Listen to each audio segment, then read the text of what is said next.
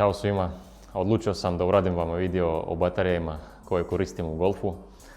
To se zove litijum, inače LTO. Da ispričam vam koja je razlika između litijuma i običnih fabričkih akumulatora. Ispričat ću o karakteristikama i još neki dodatni zanimljivi stvari koje znam i koje bit će korisno za vas. Tako da, hajde da počnemo. Evo, izvadili smo litijum iz golfa. To je kao primjerak, znači jedan paket litijuma LTO. Zašto je 6 komadi? Ako možete da vidite, piše 40 ampera i zajedno sa tim piše 2,3 volti. Znači nama je bitno da auto bude 12 volti, više od 12. Tako da moramo da spakujemo 6 komadi zajedno da bude više od 12 volti. I onda dobit ćemo 40 ampera i 12 i više volti. Postoji neki prednosti i postoji neki mane u pitanju akumulatora. Sad ću da ispričam vama koje su prednosti kod litijuma i koje su mane. Počnemo sa najbitnog pitanja, znači pitanje o bezbednosti ovog akumulatora. Prvo što mogu da kažem, da nije toksičan. Znači, običan akumulator od fabrike, kiseli, izbaci hidrogen tokom rada. To znači što ne možete da ga koristiti u unutrašnjem prostoru auta. Neki ljudi to radi, ja ne preporučujem vama, moj savjet da nemojte tako da radite. Što se tiče litijuma, LTO, možete da ga koristite u unutrašnjem prostoru i moj savjet da ga koristite tamo. Samo što stavite u bezbednu kutiju i sve fiksirajte, da ne bih bilo kratkog spoja. I u tom slučaju sve će biti 100% sigurno i nećete imati nikakav problem sa tim. Znači, što je drugo, običan akumulator unutra sadrži kao i litijum, na primjer. Sada imamo 6 komadi od litijuma, to je kao paket. Opet, običan akumulator isto sadrži unutra sebi i paket, samo što to ne vidi se. Znači, to zatvoreno u kutiji i tamo isto stoji ploče i ako, na primjer, pokušavate da sečete ga, bit će problem. U smislu, u pitanju LTO možete da uzmete brusilicu, na primjer, da sečete i neće biti ništa.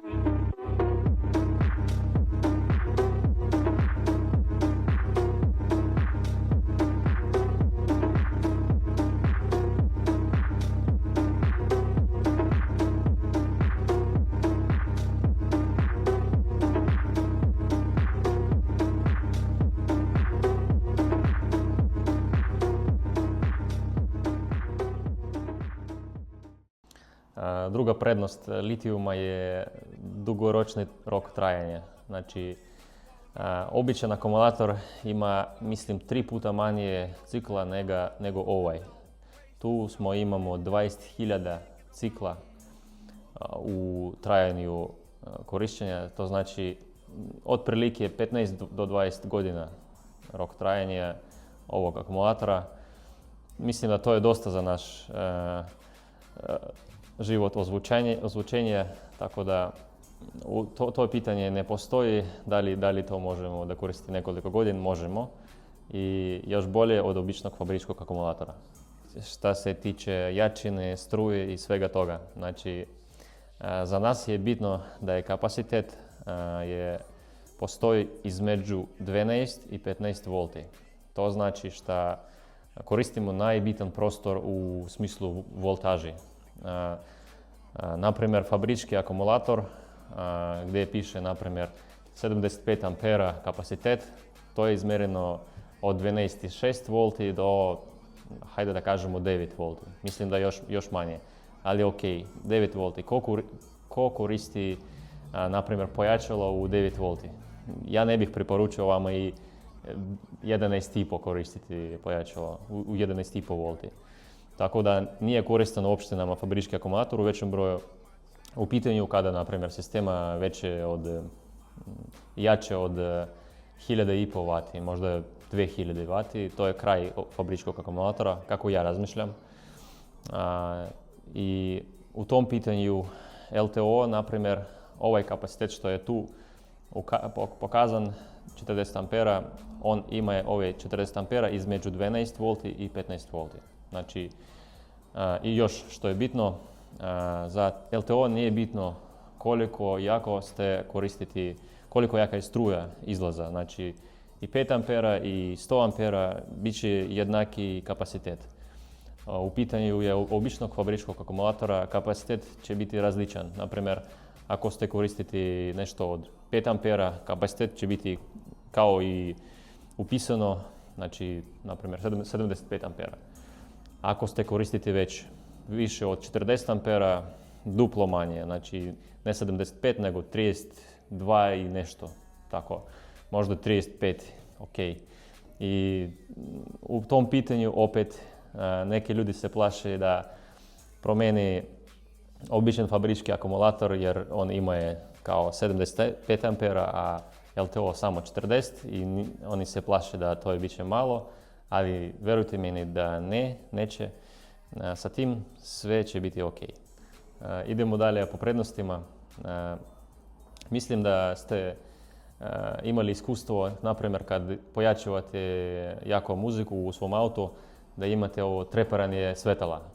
To nije prijatno da vidite i deluje kao da nešto ne u redu. To obično znači, se dešava zbog sporog izlaska struje. U pitanju LTO ne postoji to jer brzina sa kojoj struje izlazi je 10C. Što znači 10C? Znači kapacitet puta 10. To znači, na primjer, imate 40 ampera časova i ova brzina, znači ne u pitanju snaga startovanja, nego u dugoročnom roku koliko on može da isprazni. Znači 10C, znači 400 ampera može stalno da ispušta i neće biti ništa. Znači to je ok za njega. Znači to za nas bitno jer nemamo velikog, kako da kažem, pomeranja napona. Znači napon je stalan, stabilan i sve u redu sa njim. Nema vezi, na primjer, u nekom trenutku ide na pojačalo 100 ampera, ok, brate, ajde, snimi 100 ampera, možeš je 400. Znači, u tom pitanju je opet dobijemo neki, kako da kažem, plus, da, jednostavno tako. Naravno, postoje su i mane, jedno od njih je cena, naravno, to je znači skupo, ali opet, ako računamo, na primjer, rok trajanja i što ste dobijete od litijuma, na primjer, običan akumulator košta 100 euro. Ok akumulator, znači dobar akumulator. I rok trajanja je 5 do 8 godina, pa nekad i 3 godine. Ovo možete da koristite više od 15 godina, tako da ako kalkulišete to zajedno, izaći će oko 300 euro. Znači, obična cena je litijuma je 300 euro, znači to kako da kažem cijeli paket, ne samo jedna baterija. Dalje, iz toga što je komplikovano sa njim je povezanje. Znači, morate da imate, kako da kažem, znanje kako to da radite. Ja to ću da objasnim naravno kasnije, ali od početka možda bit će malo to komplikovano za vas u glavi. Treće, kad ste ga povezali, postoji neki rizik, na primjer kad nemate ove opreme, to je specijalni alat koji meri otpor. Otpor je najbitan u pitanju baterije. Znači, otpor tu nije običan kao ohmi, tu su miliohmi. To je baš precizan alat, treba i baš treba da precizno to meriti. Znači, kad ste, na primjer, imate 6 komada različitih baterija i u 3 od njih, na primjer, otpor 1, a u još 3 drugi, to znači da će biti razlika između njima tokom rada. Zbog toga, kad ste ga kupili, pre toga što ste kupili ga, morate da provjeriti koji je otpor na svakoj bateriji, da pravo ga povezati u budućnosti. Ako bit će velika razlika, šta će desiti? Znači, bit će različan napon u jednoj, u drugoj, trećoj, četvrtoj i dalje bateriji. U kraju krajeva ćete dobiti baš veliku razliku i postoji mogućnost da zbog ovog velikog napona jedna od bateriji će umreti. Znači, ili da se pukne ili nešto još. Neće biti, znači, požara, neće biti vatri, samo da neće raditi više. Znači, bit će napon ili 0 ili će biti baš veliki otpor, nešto od toga. Za bezbednost, nisam još to rekao, ima tu specijalni ventil. Ako nešto se dešava sa baterijom, on otvori se i to kao oznaka da je baterija više nezgodna, kao neupotrebljiva. Tako da, što se tiče mane, mislim da u većem broju to je to. Preporučujem da koristite balanser. Ako, na primjer, nemate dosta pare za balanser, postoji još jedan način da balansirujete ovaj set od litijuma. Najjednostavan, samo morate da sve izvadite iz auta. To je prvo što komplikuje. Znači, sve izvadili ste iz auta, ovako staviti na stol, na pod, nema veze gdje. I samo spojiti sve plusovi zajedno i sve minusovi zajedno. I ostaviti tako na jednu noć, možda jedan dan. I tokom tog dana svi bateriji su, kako da kažem, sami po sebi će balansirati. Znači, ne treba tu nekog balansiranja, oni sami sebi izbalansiraju. Tako da, to je najjednostavan način kako da ga balansirate bez balansira. Ali opet, ja vam preporučujem da kupujete u početku balansir, da stavite ga i opustite se na cijeli rok trajanja ovoj bateriji. Mislim da je bitno usput da kažem vama što uopšte znači balansir i balansiranje. Znači, sve je jednostavno. Znači, ovaj mali alat sa elektronskim komponentima unutra sebi vezuje se posebno sa svakim baterijom. Znači, svaku žicu stavite na svaku bateriju i on služi kao kako se zove, znači balansiranje. Znači, balansiruje napon između svakoj bateriji. To je bitno. Ako neka baterija bit će sa baš velikim naponom, to je loše i on se greje, znači uzme od jednoj baterije napon i deli na druge.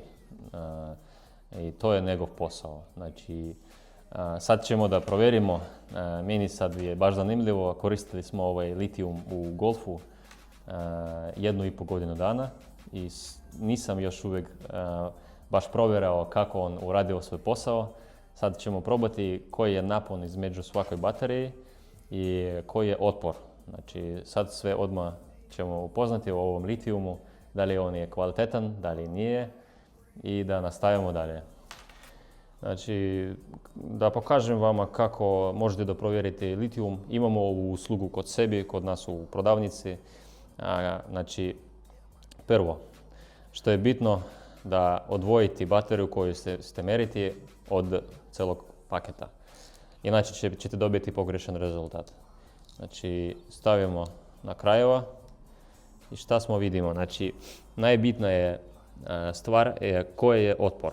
Vidimo da je 0,23, 0,25, to je baš je super, iskreno da kažem. Sve što ispod 0,4, 0,40, to je ok. Znači, ako imate ispod 30, to je super. Znači, baš je precizno radi baterije, baš je u dobrom stanju i sve super sa njoj. Dalje, što ste vidjeti, to je napon. Znači imamo na ovoj bateriji napon 2.29. Hajde da produžimo šta kaže nama on ovdje. Isto 0.25, 0.26, 2.29. Znači razlika je ne postoji, možemo da kažemo. Dalje ćemo provjeriti sve. 0.30, što je ok sa svim. Da, to smo zaboravili. I vidite odmah koja je razlika. Znači 0.22, 0.23, super je, 0 i tu je napon 2.29. Opet super. Stavimo dalje.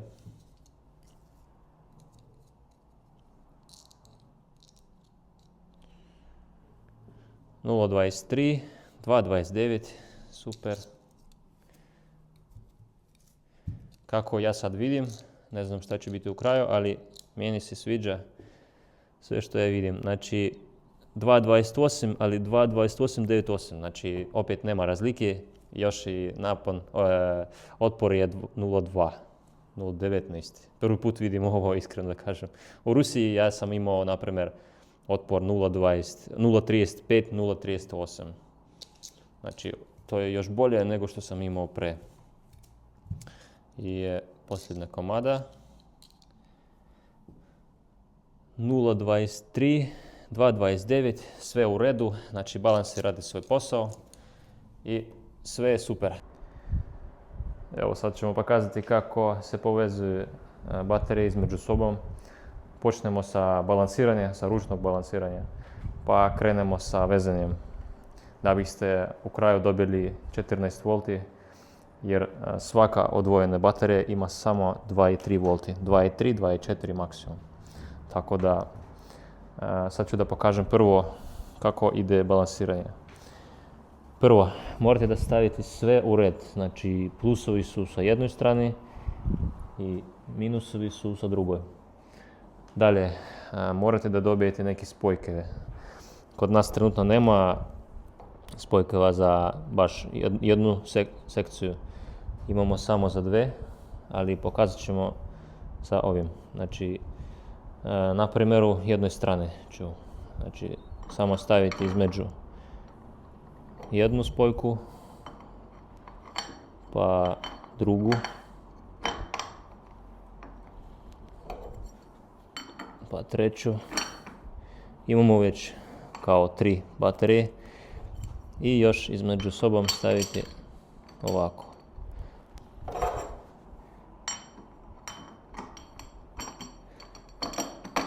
I naravno morate to da fiksirate. I tako možete da ostavite na cijelu noć, možda jedan dan.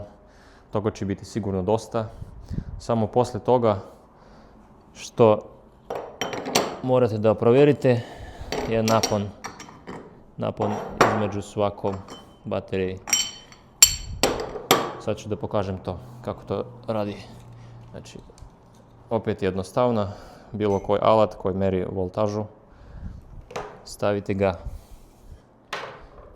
I sad ću da zamolim Dušana da mi pomogne. Hajde, ovako. Da. Znači, samo da stavite i vidite koja je voltaža na svakoj bateriji. 2.3. Evo, opet 2.2.29. Treba tu da se vidi. Da se nešto. Znači, ovo sve je jednako. I ako sve je jednako, to znači da sekcija je već spremna za korišćenje. Idemo na korak 2. Znači, sve opet jednostavno. Stavimo samo obratno ovako. Znači, prva ide kao i bila, drugu vrtimo, pa treću ostavimo, četvrtu vrtimo, pa ovu opet. Znači, što smo dobili na kraju? U početku u vrhu je plus, a u kraju je minus, kako i treba. Ostalo samo da povezimo. Znači, prvo idemo od minusa 1 tu je plus drugoj. Znači ovako, pa ide ovako. Sve je opet jednostavno. Pa tu, ovdje i tako. I sad ćemo provjeriti što smo dobili. Znači ovdje i ovdje napon ukupan je 13.8. Znači kako je treba. Sve je gotovo. Znači sekcija je spremna za korištenje. Samo da fiksirate i bitna stvar, znači kako ste vidite, između sebi nema baš prostora. Znači zbog toga smo stavili tu ovu traku. Za svaki slučaj da ne bi nešto se desilo, a kod nas postoji vibracija u autima, u kolima. Tako da za svaki slučaj bolje je da stavite nešto između baterije. I moja preporuka da staviti rupe na ovaj materijal, na aluminij, što više dalje, znači da bih imali ste prostora. Tu je baš blizu to, ali za sljedeći put ćemo raditi to još veće. Tako da u principu to je to. Ako imate još neke pitanje, stavite to u komentare i ću da odgovorim vama.